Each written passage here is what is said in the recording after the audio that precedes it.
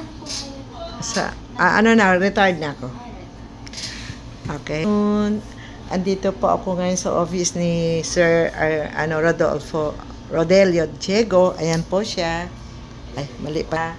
For the day, andito ako kasi kinuha ko po dumating na request ko galing CDA, certified true copy ng COR and COC. So, for now, Sir Diego introduced me to a new officer of the week sa kabataan para for this week, ano. So, hi ma'am, can kindly give me your how do you call this? Introduce yourself.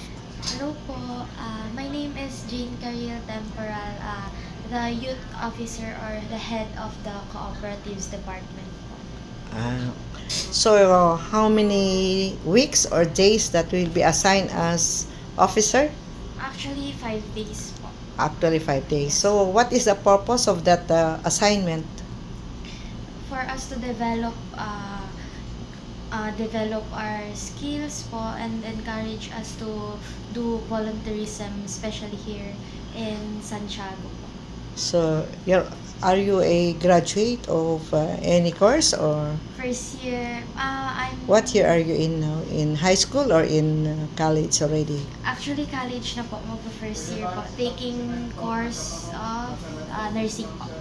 So, are you a member of a youth co-op? Hindi po. Actually, gusto po ni Sir Diego na gumawa po ako ng youth cooperatives and mag-lead po. That's why, actually, currently, ginagawa na po namin siya at pinagpaplanuhan. Pinagpaplanuhan. So, what school are you in now? University of La Salette. La Salette. So, ayan. So, how do you do now? What do you feel being the officer of for 5 days?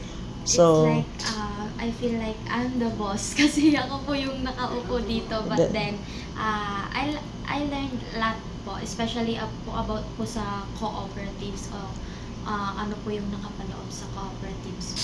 Okay.